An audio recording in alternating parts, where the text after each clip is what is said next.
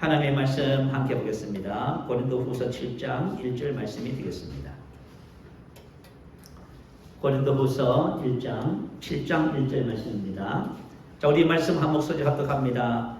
그런즉 사랑하는 자들아, 이 역사를 가진 우리는 하나님을 두려워하는 가운데서 거룩함을 이루어 육가형의 온갖 더러운 것에서 자신을 깨끗하게 하자. 다시 한번 들을까요? 그런즉 사랑하는 자들아, 이 약속을 가진 우리는 하나님을 두려워하는 가운데서 거룩함을 온전히 이루어 육과 영의 온갖 더러운 것에서 자신을 깨끗하게 하자. 아멘. 자, 오늘 함께 읽은 이 본문의 말씀은 고린도후서 6장 말씀을 근거로 해서 주신 말씀이 되겠습니다. 그런즉 이렇게 시작하지요. 그러므로 이 말은 고린도후서 6장 14절부터 18절 말씀에 대한 결론의 내용 부분을 말씀하고 있는 것이에요. 자, 바울의 권면입니다. 사랑하는 자들아, 이렇게 시작하네요. 이것은 바울의 명령이 아니라 권면으로 읽기를 시작됩니다. 사랑하는 자들아. 여러분, 이 언어가 사랑의 언어지요. 바울은 서신서에 보면 사랑의 언어를 참 많이 사용합니다. 사랑하는 아들 디모데에게 편지하노니 그러므로 나의 사랑하고 사모하는 형제들, 나의 기쁨이요 멸류관인 사랑하는 자들아. 어떠세요? 읽어보니까 어떤 연인들의 연애 편지처럼 느껴지지요. 근데 사도 바울은 원래 어떤 사람이었습니까? 되게 종교적인 사람이었습니다. 종교적인 사람들은 어떤 법이라는 기준을 가지고 자신과 또 다른 사람들을 헤아리고 판단하고 이렇게 합니다. 그래서 종교적인 사람들은 이런 사랑의 언어들을 잘 사용하지 못합니다. 자, 혹시 여기 계신 우리 성도님들은 사랑의 언어를 잘 사용하십니까? 여러분, 사용하지 못하면 여러분 좀 생각을 바꾸셔야 돼요. 근데 사람이 종교적이고 되게 율법적이면은, 그죠? 가르치려고 하고 잔소리를 하지만 사랑의 언어는 잘 사용하지 못해요. 왜냐하면 사랑의 언어는 마음에 사랑이 가득해야만 나오는 것입니다. 사도 바울은 되게 종교적인 사람이었지만 주님을 만나고 주님의 사랑 안에서 변화가 되어졌습니다. 그래서 그러므로 나의 사랑하고 사모하는 형제들, 나의 기쁨이요 멸류관인 사랑하는 자들아, 이런 표현들이 자연스럽게 나오게 되는 것입니다. 혹시 여러분이 예수를 믿으면서도 나는 이런 표현들이 어렵습니다 하는 분들은 오늘 주님의 사랑을 더 깊이 체험하는 은혜 시간이 되기를 바라요. 그럴 때 저와 여러분의 이 언어 사용이 부드러워지고요, 또 내지는 사랑의 언어가 쉽게 이렇게 나오게 돼 있어요. 그렇지 않으면 우리가 이런 언어들을 잘 사용할 수가 없습니다. 자, 오늘 본문 말씀에 보면은 이 약속이라고 하는 말씀이 기록되어 있지요. 그래서 오늘 이 약속과 이 약속을, 하나님께서 주신 이 약속을 실제로 누리는 삶의 비결에 대해서 말씀을 은혜를 나누고자 합니다. 자, 이 약속은 에판겔리아라고 하는 헬라어입니다. 이 단어는 항상 하나님의 약속과 연관되어서 사용되어지는 단어입니다. 이 에판겔리아는 약속뿐만 아니라 약속한 것이 성취되는 모든 것을 의미하는 그런 단어예요. 그러면 오늘 7장 1절에서 말하는 이 약속은 어떤 약속이냐 하면은, 자, 고린도후서 6장 6절에서 18절까지 바로 이 약속입니다. 자, 우리 한번 읽어볼까요? 16절부터 18절입니다. 시작. 하나님의 성경과 우상이 어찌 일치가 되리요? 성경 안 찾았습니까? 자, 고린도후서 6장 16절 18절 같이 있습니다. 하나님의 성경과 우상이 어찌 일치가 되리요? 우리는 살아계신 하나님의 성전이라. 이와 같이 하나님께서 이르시되 내가 그들 가운데 거하며 두루 행하여 나는 그들의 하나님이 되고 그들은 나의 백성이 되리라. 그러므로 너희는 그들 중에서 나와서 따라있고 부정한 것을 만지지 말라. 내가 너희를 영접하여 너희에게 아버지가 되고 너희는 내게 자녀가 되리라. 전능하신 주의 말씀이니라 하셨느니라. 아멘. 자, 바로 이것이 이 약속입니다. 자, 이 약속을 누리는 실제적인 삶에 대해서 저와 여러분이 오늘 말씀 은혜 나눕니다. 자, 우리는 살아계신 하나님의 성전이라 이렇게 기록했네요. 다시 말하면 저와 여러분의 몸이, 성도들의 몸이 하나님의 성전이라 기록합니다. 하나님의 성전에 대해서는 이미 고린도전서 6장 19절에 기록을 했지요.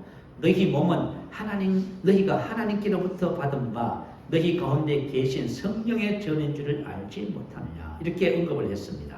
이 성전이라고 하는 말은 헬라어로 바로 하나님께서 임재해 계시는 지성소를 말해요. 자, 구약에 보면 성막을 제일 먼저 짓지요. 하나님께서 모세에게 성막을 짓게 하실 적에 어떤 규격과 양식을 짓게 하셨냐 하면 먼저 성막에 문이 있습니다. 자, 문을 열고 들어가면 그 다음에 성막에 뜰이지요. 성막에 뜰에서 가장 먼저 접하게 되는 것이 뭐지요? 바로 번제단이라는 것입니다. 짐승을 태워서 제사드리는 것이죠. 번제단을 지나가면 그 다음에 물두멍이 있지요. 그 물을 가지고 제사장들이 손발을 닦는 성소에 들어가요. 그 다음에 이제 성막이 나옵니다. 집을 진 형태로 성막이 나오고요. 이 성막은 두 부분으로 나누어져 있어요. 첫 번째 부분을 성소로 하고 두 번째 부분을 지성소라고 합니다. 자, 하나님께서는 바로 이 지성소 법궤 위, 속죄소 위에 임재해 계시지요. 그런데 저와 여러분의 몸이 뭐라고요? 하나님이 임재해 계시는 뭐라고? 지성소라고 말이에요. 근데 이 지성소는 아무나 들어갈 수 있나요? 아무나 들어가면 다 죽습니다. 제사장이 1년에 1차만 들어가게 돼 있어요. 그것도 자기 몸을 거룩하게 하고 거룩한 모습을 입고 들어갈 수 있어요. 그래서 하나님은 거룩하시기 때문에 거룩하지 않는 사람은 하나님과 교제할 수 없습니다. 바로 그런 것을 말해요. 근데 저와 여러분의 몸이 뭐라고요?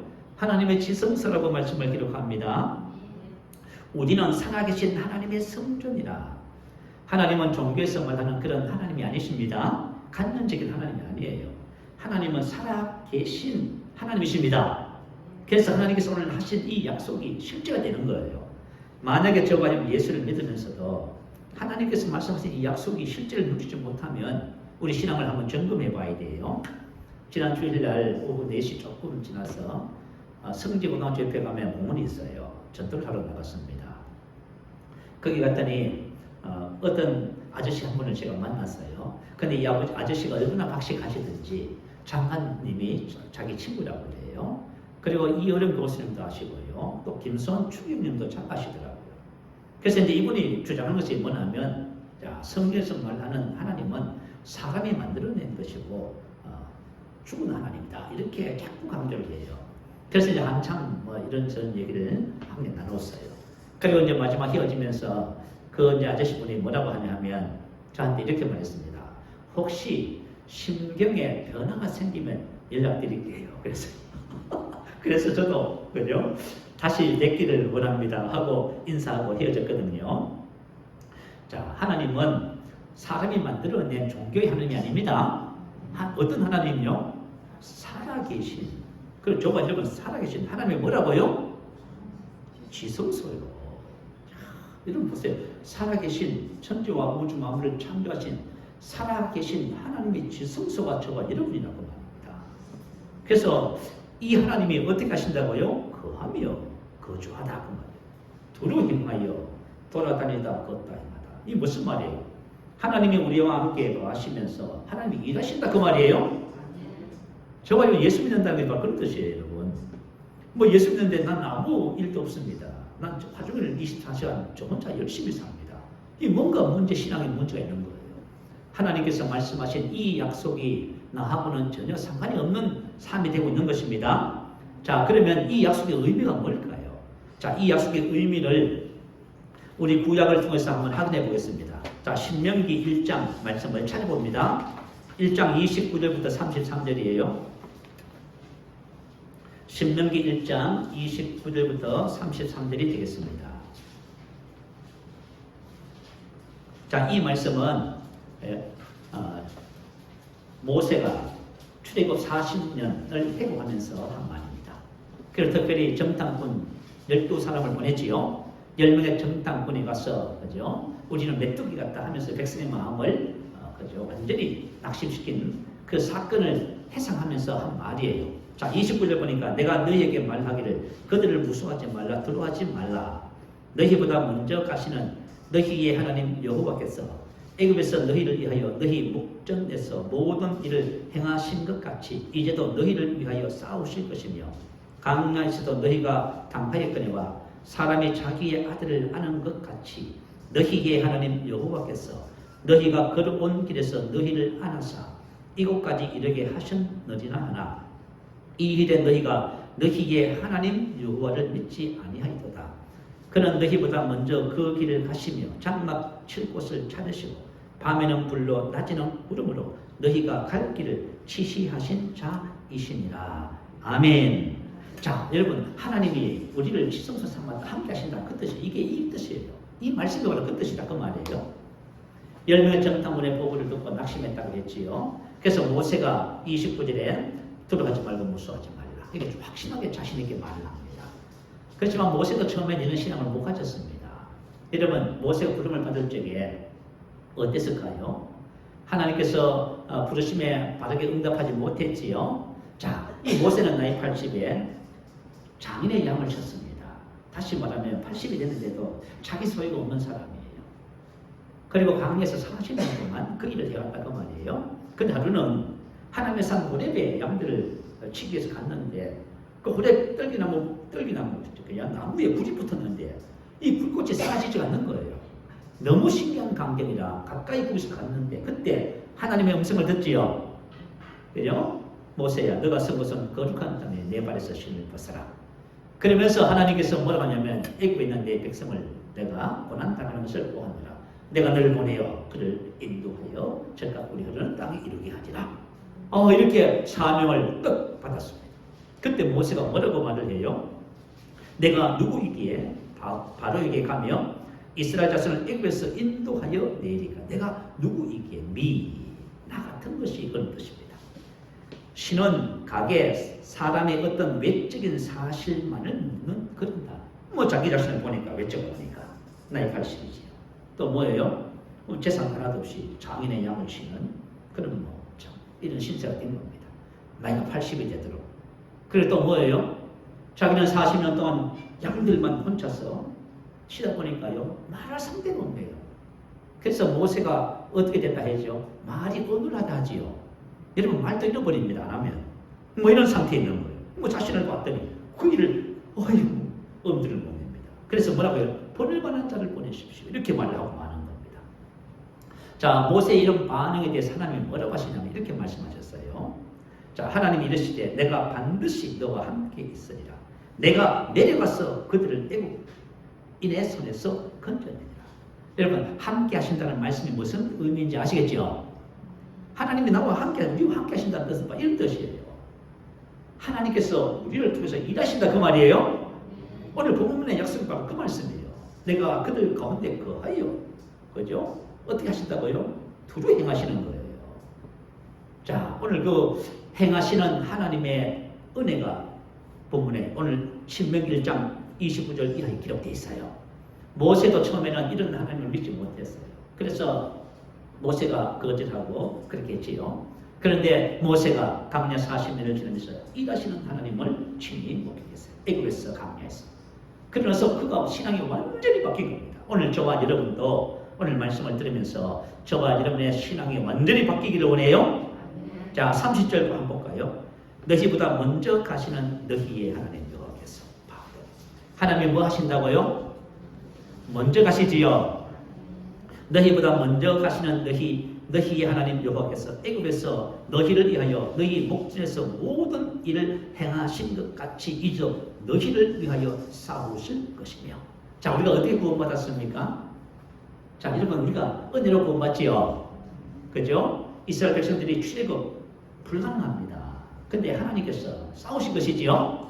그리고 홍해를 만났을 때 하나님 뭐라 하셔요? 그죠? 너희는 가만히 있어. 그죠? 하나님께서 너희 하나님됨을 알지어다. 여호와께서 너희를 위하여 싸우시는 너희는 가만히 있을지어다. 할렐루야. 저와 여러분이 구원받는 것이 전적으로 하나님의 은혜입니다. 자, 그러면 두 번째 강야에서는 어땠을까요? 31절. 강야는 바로 스테반이 말하기를 강야교회라고 말했지요. 여러분, 우리가 강야교회, 강야길을 가고 있어요. 여기서 뭐냐면 하나님께서 당신의 백성들을 훈련하시는 거예요. 여러분, 예수를 믿으면 누구나 다 훈련 다 받습니다. 난 훈련 안 받습니다. 그런 사람 없어요. 훈련을 받아야 돼요. 왜 훈련을 받아야 할까요? 훈련을 받아야 저와 여러분이 말씀으로 사는 새로운 인생을 알게 되는 거예요. 저와 여러분 지금 예수 믿고 좀 산다면서 그냥 옛날하고 똑같이 살지요. 이건 하나님의 백성의 삶이 뭔지를 지금 모르고 있는 거예요. 그죠? 강야에서 훈련을 받아서 사람의 떡으로만 사는 것이 아니라 하나님의 입에서 나오는 모든 말씀을 사는 겁니다. 이게 바로 영으로 기능하는 삶이다 그 말이에요. 이걸 배워야 된다 그 말이에요. 그럼 강야에서는 어떻게 됐을까요? 31절 한번 읽어드릴게요. 강야에서도 너희가 당하였거니와, 이 당하였다는 말은 너희가 보았거니와 그 뜻이에요. 강야에서 너희가 보았지 않느냐. 사람이 자기의 아들을 아는 것 같이 너희의 하나님 여호와께서 너희가 걸어온 길에서 너희를 안으사 이곳까지 이르게 하셨다. 이곳까지 이르게 했대요. 자, 여러분 봐요. 저를 보세요. 여러분 지금까지 이곳까지 이르셨어요. 저와 여러분 어떤 신앙의 상태에 있든지, 어떤 신앙 인격을 가지고 있든지, 어떤 형편과 처지가 있든지 하나님께서 저와 여러분을 하나사 이곳까지 이르게 하신 것입니다. 저뿐이지요. 그래서 송경민이라고 하는 분이 그죠? 은혜라고 하는 곡을 그죠? 가사를 쓰고 곡을 붙였어요. 이분의 감정을 들어보면 참 이분의 인생을 그죠? 노래한 거예요. 특히 후렴 부분에 보면 내 삶에 당연한 것 하나도 없었던 것을 모든 것이 은혜였어. 할렐루야. 근데 하나님께서 이스라엘 백성들에게 뭐라고 하세요? 신명기 8장 4절에 이 40년 동안에 내 의복이 헤어지지 아니하였고 내 발이 부르트지 아니하였노라. 보세요. 저와 여러분 하나님의 자녀가 됐잖아요. 그죠? 비록 훈련을 받는다 할지라도 어떤 일 속에서도 저와 여러분 부족하지 않습니다. 하나님께서 우리 인생의 삶을 어떻게 하신다고? 하나사. 자, 우리 어떤 한 성도가 꿈을 꿨대요. 그죠? 주님과 함께 그죠? 그 해변을 건너줬습니다. 너무 좋은 시간이었지요. 그래서 뒤를 돌아보니까요, 주님의 발자국과 자신의 발자국이 선명하게 찍혀 있었어요. 그런데 혹독한 폭풍우가 부르시는 밤이 찾아왔습니다. 그래서 성도는 막 절망하고 탄식하고 힘들어했습니다. 그래서 자신의 폭풍우길을 뒤로 돌아보더니 발자국이 하나밖에 없는 겁니다. 그죠? 그래서 이 성도가 하나님께 따졌답니다. 하나님, 제가 힘들고 어려운 이 밤을 지나올 때 왜 발자국이 하나밖에 없어요? 하나님은 어디 계셨습니까? 라고 물었답니다. 그때 하나님께서 뭐라고 하셨어요? 내가 너를 안아서 이 폭풍을 지나왔다. 이렇게 말씀하셔요. 자, 저와 여러분이 훈련받을 적에 하나님께서 저와 여러분을 안아서 이곳까지 이렇게 하셨습니다. 여러분 어떤 모습이 이라 할지라도 하나님이 안으셔서 이것까지 이렇게 하신 것입니다. 여러분 이것을 발견하게 되시길 바라요. 그러면 앞으로 우리의 삶은 어떻게 될까요? 앞으로의 삶도 이렇게 말하네요. 33절, 그죠? 31절 다시 보겠습니다. 강야에서 30절부터 다시 한번 읽어보시죠. 같이 한번 30절에서 33절까지 한번 같이 한번 읽어보십시다. 시작. 너희보다 먼저 가시는 너희 하나님 여호와께서 애굽에서 너희를 위하여 너희 목전에서 모든 일을 행하신 것 같이 이제도 너희를 위하여 싸우실 것이며 강야에서도 너희가 당하였거니와 사람이 자기의 아들을 아는 것 같이 너희의 하나님 여호와께서 너희가 그런 길에서 너희를 안으사 이곳까지 이르게 하셨느니라. 33절입니다. 그런 너희보다 먼저 그 길을 가시며 장막칠 곳을 찾으시고 밤에는 불로 낮에는 구름으로 너희 갈 길을 지시하신 자이시니라. 어떻게 하신다고요? 하나님 우리 앞으로 인생의 모든 삶을 이렇게 하십니다. 여러분 이게 뭐예요? 이게 바로 하나님께서 말씀하신 약속이에요. 이것을 가지고 언약이라고 하지요. 우리는 이 언약 안에서 살아갑니다. 자, 그래서 저와 여러분이 이 진리를 믿으면요, 이 진리를 믿으면 강하고 담대해지는 것이에요.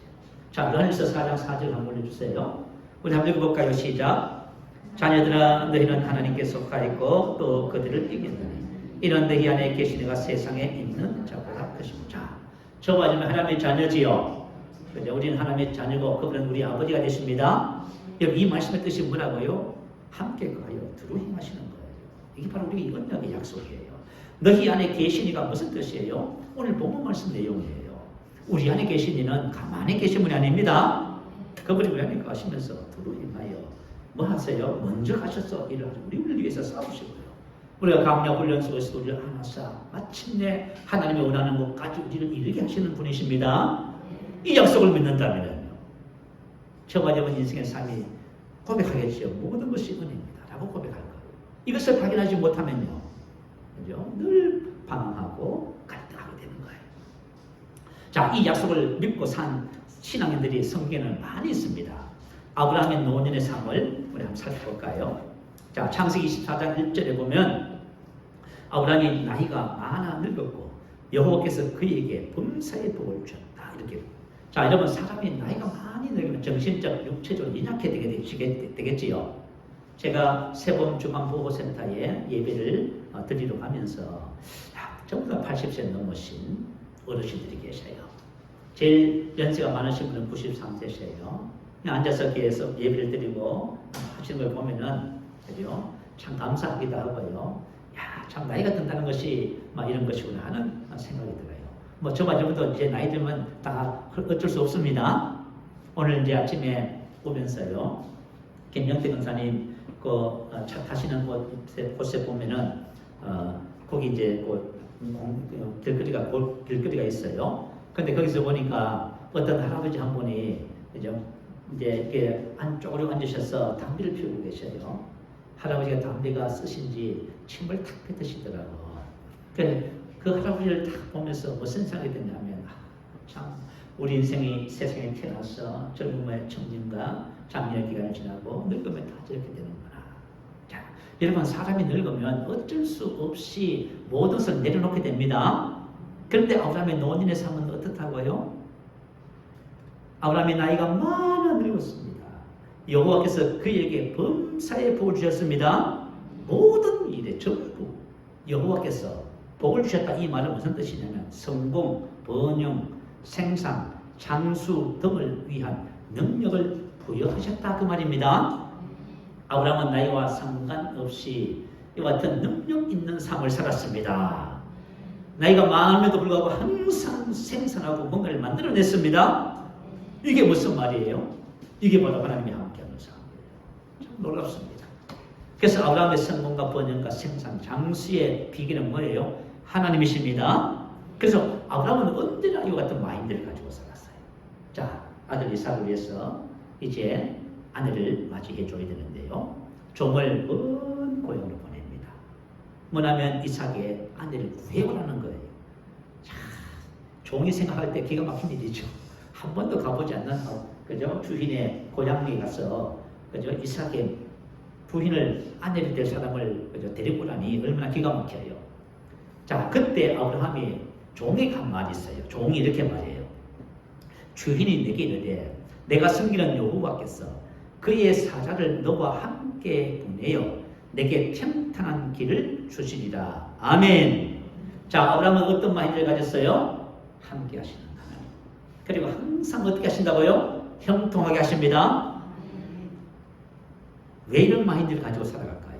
약속을 믿기 때문인 거예요. 여러분, 저와 여러분도 하나님께서 함께 하여 두루 행하며 나는 너의 아버지고 너는 내 자식이다. 이거 약속 믿으면 저와 여러분 이렇게 고백하면서 살 수 있습니다. 자, 그러면 중요한 것은 언약의 복을 누리는 비결입니다. 자, 어떻게 하면 저와 여러분 인생의 삶을 살면서 믿음의 사람들이 살아왔던 삶의 모습을 우리도 함께 누리며 살아갈 수 있을까요? 자, 첫 번째는 바로 믿음이라고 하는 것입니다. 자, 여러분 신명기라고 하는 것은 뭐냐 하면 자, 이스라엘 백성이 출애굽을 하고 40년 광야 생활을 이제 마쳤습니다. 그리고 모압 평지에서 모세가 이스라엘의 2세대들을 모아놓고 지나간 광야 40년을 해고합니다. 그리고 나서 이제 앞으로 가나안 땅에 들어가면 이렇게 살아야 된다는 긴 설교를 3편을 합니다.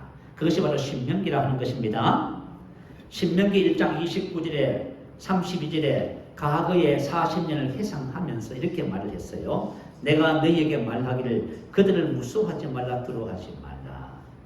이 일에 너희가 너희 하나님 여호와를 믿지 아니하였도다.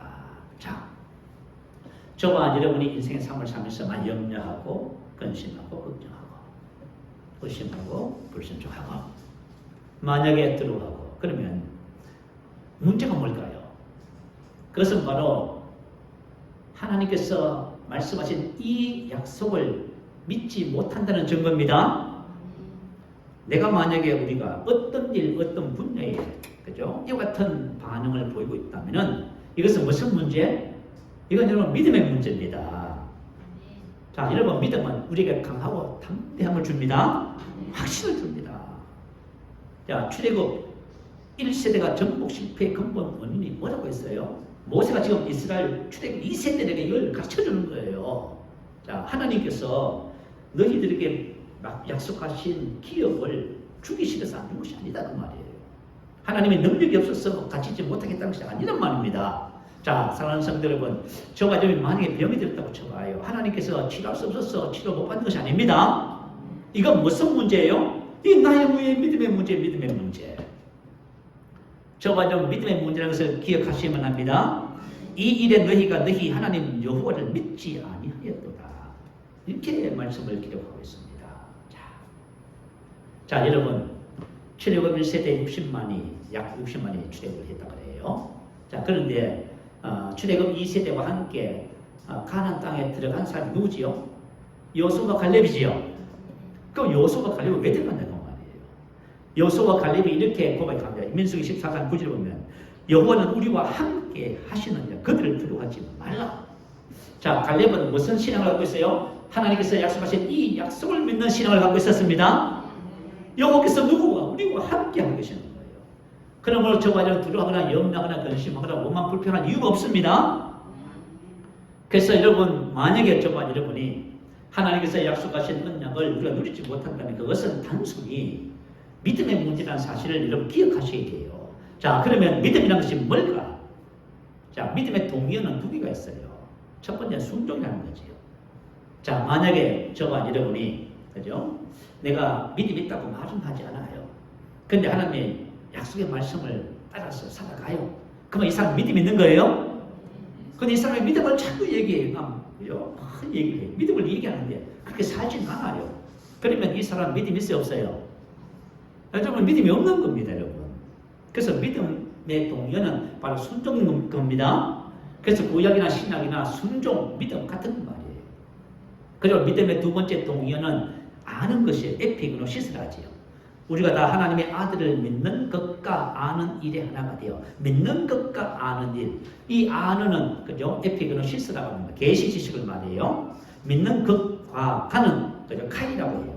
카이는 이제 다양한 뜻을 갖고 있어요. 앞뒤 문장을 연결하기도 하고 숫자를 연결하기도 하고 또 반의적인 뜻을 갖고 있어요. 반대적인 뜻을 갖고 있는 그죠? 그것을 연결해요. 근데 여기서 기록된 하나님의 아들을 믿는 것과 아는 일은 대등 접속사로 기록을 해놨어요. 이 말은 앞뒤절에 단어는 다르지만 내용은 같다 그 말입니다. 그래서 반복법이에요. 반복법. 그래서 하나님의 아들을 믿는 것과 아는 것이 반복이다. 같은 뜻이에요.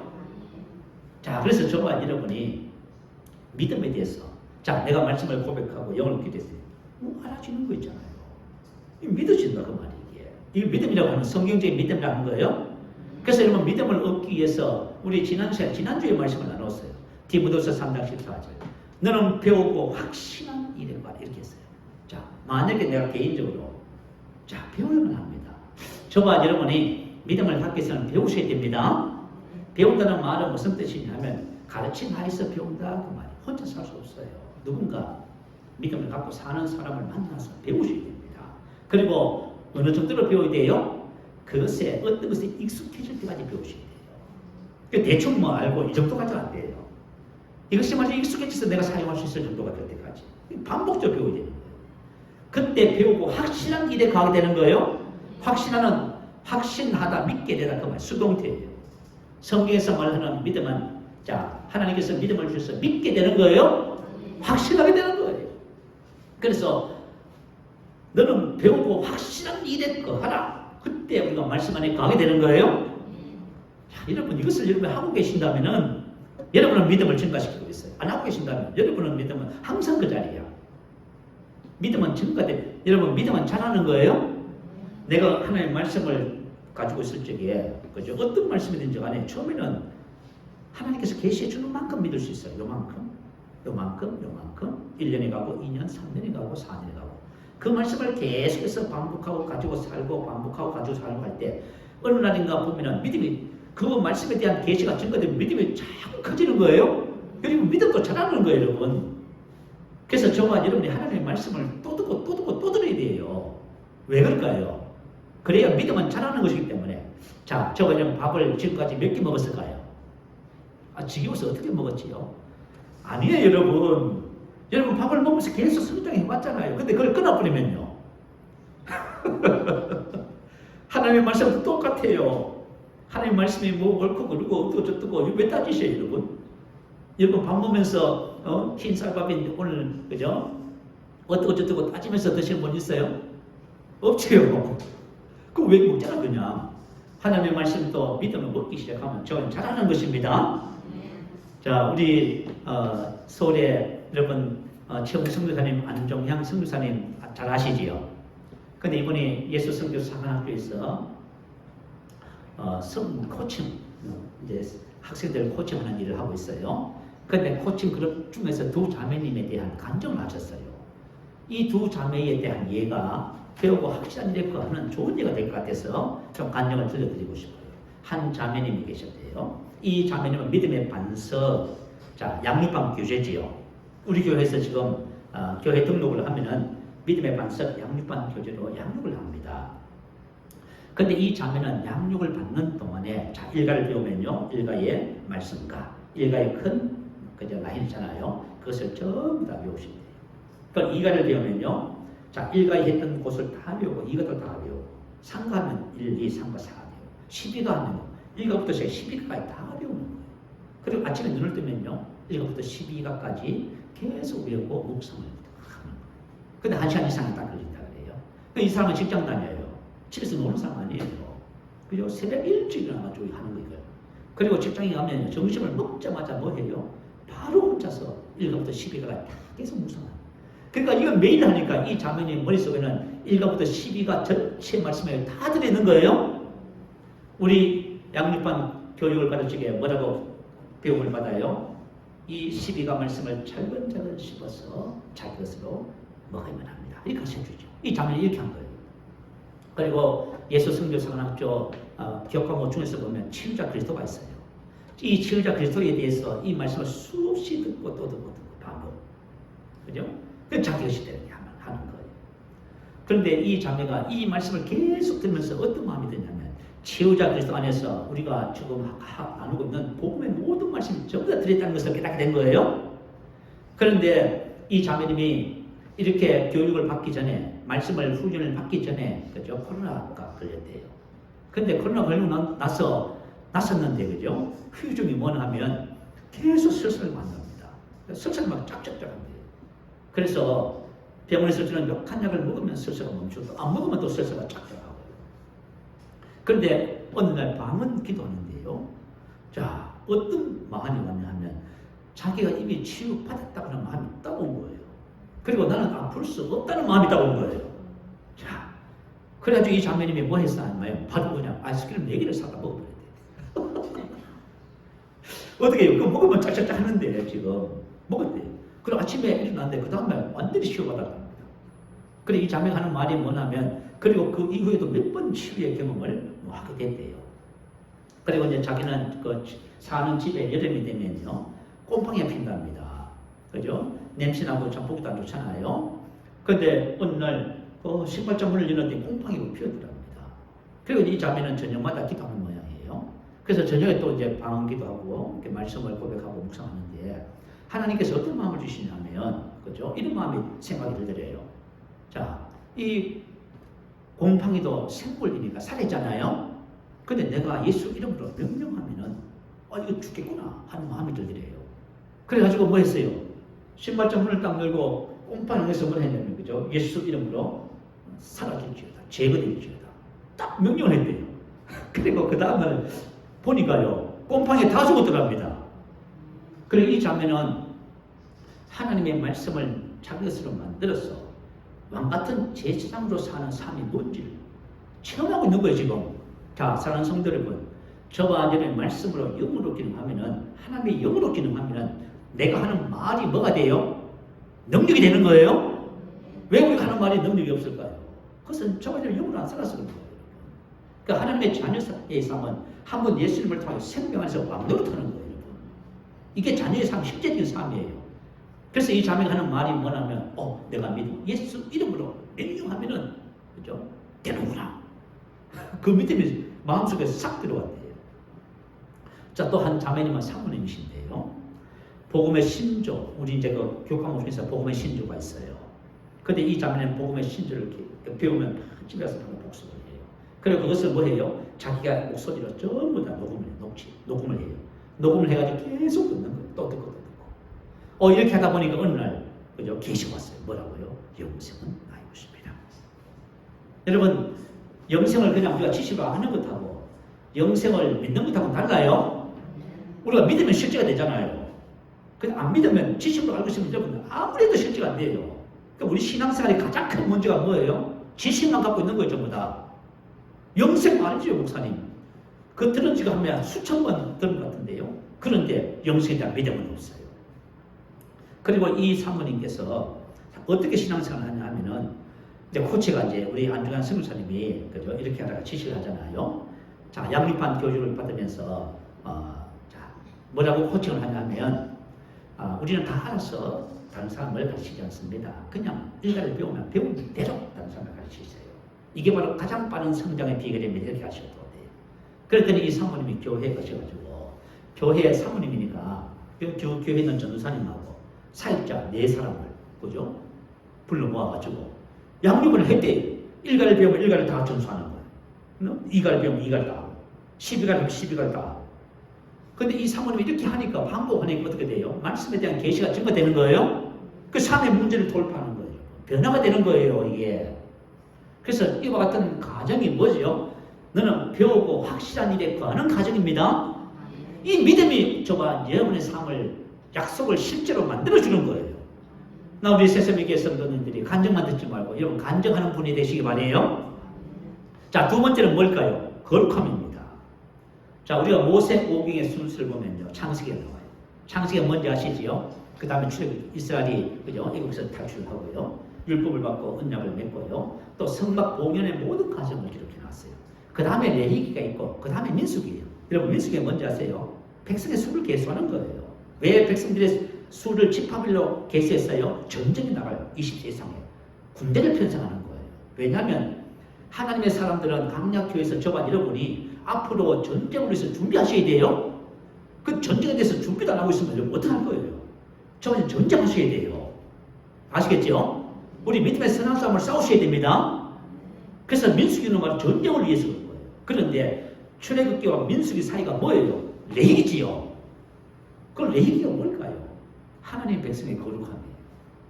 거룩함이, 유대인들은 거룩함을 생명보다 귀하게 여겨요. 자, 레위기의 핵심 말씀이 뭐냐면 11장 45절에 보면, 나는 너희의 하나님이 되려고 너희를 애굽 땅에서 인도하여 낸 여호와라. 내가 거룩하니 너희도 거룩할지니라. 할렐루야. 자, 하나님은 거룩하세요. 그럼 하나님 백성이 거룩해야 돼요. 왜요? 거룩해야만이 하나님이 함께 할 수 있어요. 하나님이 앞서 너희를 위해서 싸울 수 있어요. 이스라엘 백성들이 인생을 살자, 우리가 인생을 살면서 아무리 준비하고 노력하고 예를 쓰고해도요, 하나님이 함께 하지 않으면 다 실패합니다. 근데 우리가 부족해도 하나님이 앞서 싸우면요, 다 승리하게 되어 있는 거예요. 근데 그 하나님이 나와 함께 하셔서 내 인생의 삶에 먼저 앞서서 길을 여시고 문제를 해결하시고 그냥 장막칠 장수를 정하시고 하는 모든 것이 뭐예요? 정말요, 거룩함에 달려있다 그 말이에요. 자, 여러분, 거룩함이 얼마나 중요한지 몰라요. 자, 여호수아가 전복 전쟁에 나섰습니다. 경만성 예조를 무너뜨렸어요. 그리고 그 다음 성에, 그죠? 점탕군을 보냈지요. 자, 어떻게 할 것인가? 점탕군이 가서 보고는 이렇게 말합니다. 그죠? 그곳에 백성 전체를 데리고 올라가지 마시지요. 수고롭게. 한 2, 3천 명만 족할 것 같습니다. 왜냐하면 그 성은 작습니다. 그래서 아이예요. 그래서 3천 명을 오늘 보내지요. 근데 어떻게 됐습니까? 오히 전쟁을 붙어보니까요, 이스라엘이 전불했습니다. 도망을 가게 되고요, 36명이 거기서 전사했습니다. 그 감격을 목격한 이스라엘 백성들이 뭐 하면 그냥 낙심에 빠져 녹아버렸어요. 그리고 여호수아와 장로들은 옷을 찢고요, 법궤 앞에, 하나님 앞에 엎드려서 탄식을 했습니다. 그때 하나님이 뭐라고 하셨는지 아세요? 잘 들어봐요. 일어나라, 어찌하여 이렇게 엎드렸느냐? 이스라엘이 범죄하여 나의 언약을 어겼으며 그러므로 이스라엘 자손들이 그들의 원수 앞에 능히 맞서지 못하고 패하겠나니, 바친 물건을 너희 중에서 멸하지 아니하면 내가 다시는 너희와 함께 있지 아니하리라. 아멘. 이게 무슨 말이에요? 이스라엘에게 있어서 항상 승리와 번영의 보장은 하나님이 함께 하시면 합니다. 근데 이스라엘이 거룩하지 않으면 하나님이 함께 할 수가 없어요. 그래서 아이성, 작은 성, 힘과 능력이 없었어요? 아니란 말입니다. 그래서 저와 여러분 인생의 삶을 살면서 바로 이 거룩의 문제가 얼마나 중요한지를 발견하셔야 돼요. 그래서 이스라엘에게는 전쟁에서의 승리보다 더 중요한 것이 뭐예요? 거룩의 문제예요. 바로 거룩은 하나님께서 우리와 함께 할 수 있는 기회를 우리가 하나님께 제공해 드리는 거예요. 본문 말씀의 의미가 바로 그것을 말하고 있습니다. 육과 영의 온갖 더러운 것에서 자신을 깨끗하게 하자, 이렇게 기록했네요. 자, 육은 뭘까요? 사라크스, 헬라어. 갈라디아서 5장 19절부터 21절에 보면 육체의 이름 분명하니 육체는 사라크스예요. 자, 우리가 예수를 믿어서 육과 함께 정과 육체는 십자가에 못 박았음에도 불구하고, 그죠? 육체의 일들이 우리 삶에 영향을 끼쳐요. 자, 이 육체의 일은 성적인 죄가 3가지, 음행, 더러운 것, 오색, 그리고 종교적인 죄가 우상 숭배, 주술 2가지예요. 그 다음에 나머지 모든 것은 관계 불화이지, 원수 맺는 것, 분쟁, 시기, 분냄, 당 짓는 것, 불리함, 이단, 투기, 술 취함, 방탄함, 또 그와 같은 것들이라 기록하지 않았지만 나머지도 많다고 말입니다. 자, 이 모든 것들이 육의 더러움입니다. 혹시 여러분들이 만약 이런 것이 여러분에게 있다면 그거 빨리 버리셔야 돼요. 그 다음에 영은 헬라어로 푸뉴마라고 하는 단어예요. 푸뉴마. 성령님도 푸뉴마인데요. 맞아요. 근데 마태복음 12장 43절에 보면 더러운 귀신이 사람에게서 나갔을 때에 귀신이 바로 푸뉴마예요. 더러운 귀신, 더러운 불길한 영, 그런 뜻이에요. 그리고 마태복음 12장 45절에 보면 악한 귀신 7이, 그러니까 귀신은 푸뉴마, 악한 영, 그런 뜻이에요. 성령님은 그 대신 어떤 영이세요? 홀리 스피릿이 거룩한 영이십니다. 성령은 거룩한 영이고 귀신은 뭐예요? 악하고 더러운 영이에요. 그래서 우리 속에 말이죠. 악한 영이 있다고 말해요, 이게. 자, 이와 같은 육과 영의 더러운 것이 어디냐면 우리 속에 있는 거예요. 여러분 다 되어 있잖아요. 우리 속에 있는 것을 깨끗하게 해야 된다고 말이에요. 왜 우리 속에 있을까요? 우리 사람의 마음을 성경은 뭐라고 기록해요? 창고라고 하지요. 자, 누가복음 6장 45절 우리 한번 올려주세요. 한번 읽어보십시다. 자, 시작. 선한 사람은 마음에 쌓은 선에서 선을 내고 악한 자는 그 쌓은 악에서 악을 내나니 이는 마음에 가득한 것을 입으로 말합니다. 자, 내가 만약 입으로 뭔가를 말을 해요. 그 왜 그 말을 할까요? 어떤 사람 원망을 말하고 불평을 말하고, 어떤 사람 분노를 말하고요, 어떤 사람 짜증을 내고요, 어떤 사람 의심의 말을 하고요. 자꾸 말을 해요. 그럼 왜 말을 그런 말을 쓰지요? 부정적인 말, 악한 말, 더러운 말을 써요. 그래서 내 마음에 가득해서 그런 거예요. 우리 하나님의 사람들도 지금 마음에 영과 육의 모든 더러운 것에서 자신을 깨끗하게 해야 되는데 먼저 자신의 마음속에 있는 것을 몰라요, 여러분. 그러니까 깨끗하게 하지 않는 거예요, 지금. 내가 내 입으로 만약에 남을 비난하고 비판하고 잔소리하고 자꾸 그냥 오해하는 말을 쓰잖아요. 그것은 왜 그러냐면 우리 마음에 그것이 가득해서 그래요. 그러면 그 가득한 것은 어떻게 했냐? 내가 쌓은 거예요, 전부 다. 내가 쌓아놨은 거예요, 쌓았어. 근데 그것이 없으면 그런 말을 아예 사용도 안 해요, 그죠? 여러분 마음에 사랑이 가득하면 사랑의 말만 해요. 여러분 만약에 마음에 긍정이 가득하면 긍정적인 말만 해요. 왜 우리가 부정적인 말하고 안 되는 말하고 실패하는 말을 왜 그래요? 그것이 가득 쌓였다 그 말이에요, 여러분. 자, 이게 바로 우리 모든 영의 육의 전부 더러움을 말하는 겁니다. 자, 그래서 이 문제. 그리고 또 성경은 사람의 마음은 밭이다 하지요. 사람의 마음 밭이 심어져요. 그래서 주님께서 그러므로 너희가 어떻게 듣는가 스스로 생각하라. 자, 내가 뭔가를 들어요. 들으면 뭐예요? 심어져요. 내가 말을 하면 뭐요? 말은 씨라고 하지요. 말은 심어져요. 내가 모든 생각을 해요. 어떤 생각을 깊게 하면 생각이 씨예요. 심어진다 그 말이에요. 그래서 여러분 많이 부정적이고 안 좋고 그런 것을 자꾸 생각해 보세요. 여러분 마음이 더러워지게 되는 것입니다. 무슨 알겠지요? 그리고 저와 여러분 육신의 일을 선택을 하면요, 뭐가 들어와요? 더러운 영, 악한 영이 들어온다 하잖아요, 성경은. 자, 에베소서 4장 26, 27절 올려주세요. 같이 한번 읽어봅니다. 시작. 분을 내어도 죄를 짓지 말며 해가 지도록 분을 끊지 말고 마귀에게 틈을 주시옵소서. 자, 저와 여러분이 육신의 일을 선택을 해서 생각하고 말하고 행동하잖아요. 그러면 어떤 일이 벌어져요? 마귀가 들어올 수 있는 문을 내가 열어주는 거예요. 마귀는 하나님의 자녀를 만지지도 못해요. 그런데 내가 문을 열어놓으면 합법적으로 들어와요. 들어와서 어떤 일을 할까요? 악한 영, 더러운 영이죠. 더러운 것, 악한 영향력을 내 안에서 행사하고 확장시켜요. 새로운 병들고 하는 거예요. 병들고 여러분 관계가 불화가 생기고 문제가 생기고 자꾸 그렇게 되는 거예요. 자, 그래서 저와 여러분이 이것을 깨끗하게 해야만 합니다. 자, 그러면 이것을 어떻게 하면 깨끗하게 할 수 있을까? 이건 말씀 찾아봐야 돼요. 자, 요한일서 1장 5절 10절입니다. 요한일서 1장 5절 10절. 자, 우리가 이 말씀을 읽고요. 함께 나누면서 기도 제목 삼고 함께 기도하는 시간 갖도록 그렇게 하겠습니다. 자, 요한일서 1장 5절 10절입니다. 제가 먼저 읽고 설명해 드릴게요. 5절부터 7절입니다.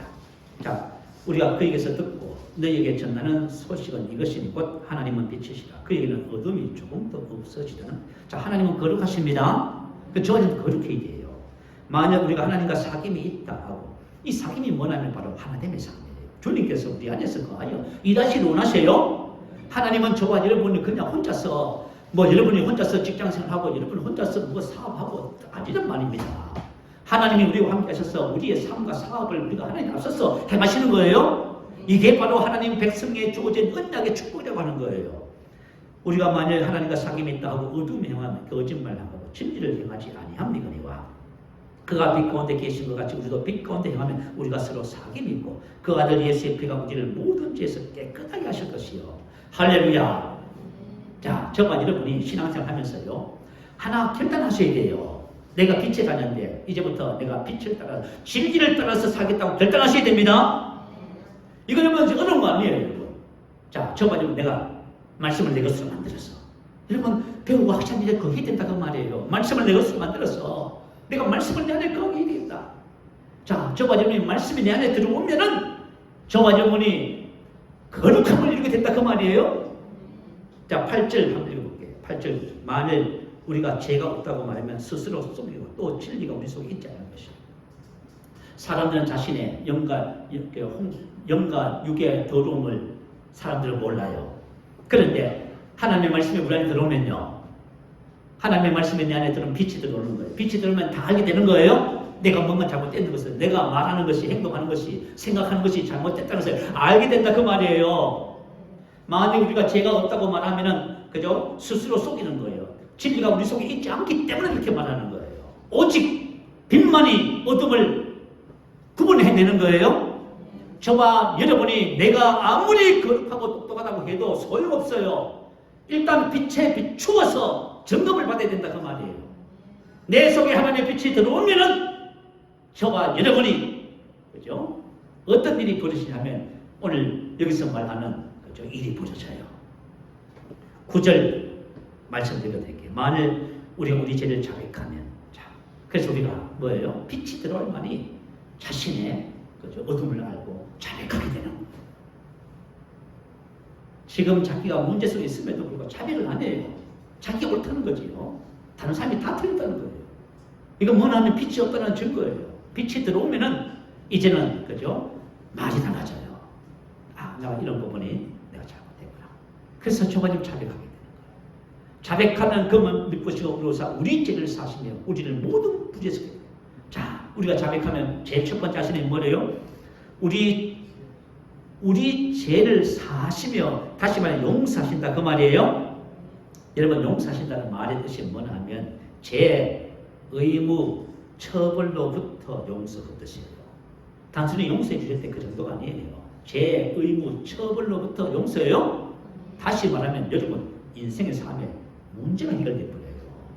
그 질병이 치료받아요, 여러분. 용서받았잖아요, 여러분. 이것은 뭐냐면 처벌로부터 면제되는 거예요, 여러분. 아시겠죠? 그래서 우리가 하나님께 앞에 나가서 기도 막 할 적에 막 얘기하고 나니까 문제 해결되지요. 병이 치료받잖아요, 여러분. 또 왜 그러냐면 하나님께서 말씀하신 그대로예요. 그 다음에 뭐예요?